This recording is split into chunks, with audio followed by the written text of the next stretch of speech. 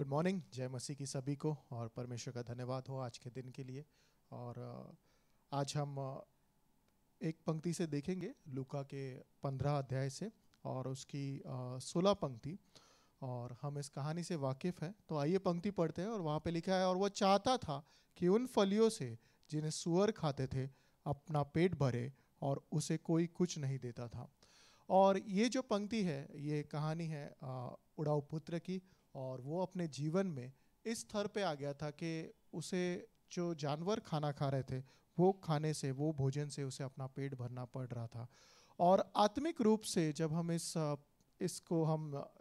हम तुलना करें, या इसको हम जब कह सकते हैं कि इसकी तुलना इस तरीके से कर सकते हैं कि हम भी ऐसे स्थानों पे या पाप में गिर के, या जब हम परमेश्वर से दूर रहते हैं तो ऐसे स्थानों पे आ जाते हैं, या मनुष्य जाति जब पाप में गिरी है या पाप में जी रही है, तो वो ऐसे स्थानों पे है कि वो अ, खराब से खराब परिस्थिति में आ जाते हैं। और ये फलियों का खाना मतलब इस तरीके से था कि परमेश्वर से दूर रह के उसे बहुत ही खराब रीति का जीवन बिताना पड़ रहा था।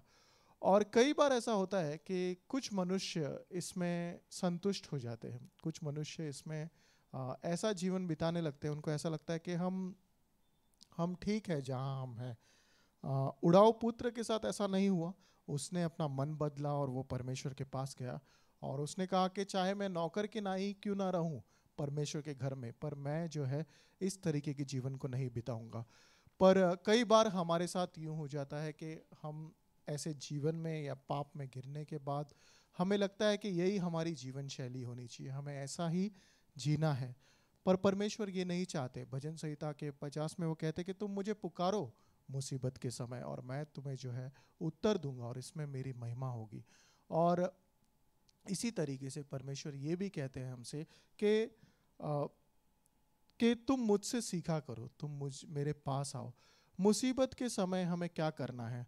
जब हम गिरते भी हैं, एक बार पासवान ने ये बात कही थी कि जब हम गिरते भी हैं तो हम आगे की तरफ गिरे, ताकि जब हम दोबारा खड़े होंगे तो हम कुछ कदम आगे होंगे। कहने का मतलब ये है कि जब हम अपनी परिस्थितियों में गिरते भी हैं, हम अपनी परिस्थितियों में बुरा भी महसूस करते हैं, तो परमेश्वर जो है हमें ऐसे स्थानों पे लेके आए, ऐसे स्थानों पे रखे जहाँ पे हम अपने परिस्थितियों से थोड़ा सा बाहर आकर, थोड़ा सा उठ कर जो है हम बाहर निकले उससे। और इस फलियों के जीवन में जो कह सकते हैं कि फलियों खाने के जीवन में व्यर्थ ना अपने जीवन को बिताए, या ये ना समझे कि यही हमारा जीवन है।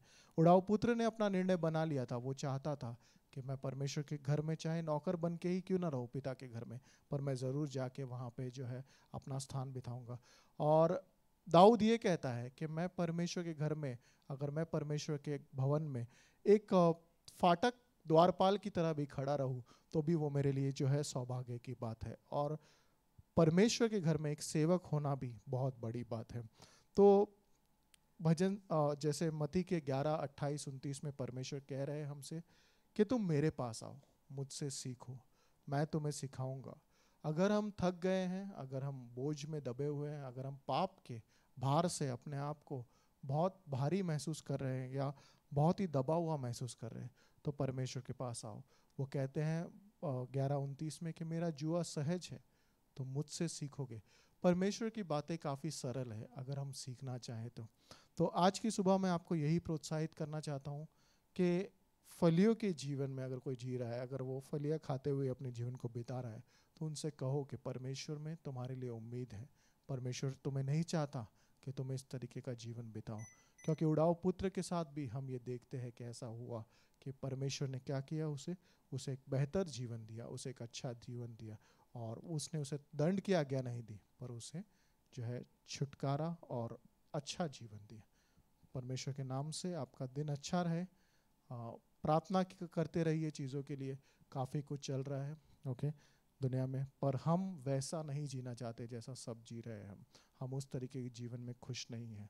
लोग न्यूज़ देख के, चीज़ों को देख के उस तरीके के जीवन में अपनी व्यस्तता को बिता रहे हैं। वो फलियों का ही जीवन है, वैसे जीवन में नहीं जीना है। हमें परमेश्वर में एक स्तर ऊपर आके जीना है। तो आइए प्रभु से मांगे, परमेश्वर से ये कहें कि हमें वो बुद्धिमता दे कोलोसियों के 3:1 में, कि हमारा मन ऊपरी बातों में लगा रहे। परमेश्वर का धन्यवाद हो प्रभु के नाम से, आमेन।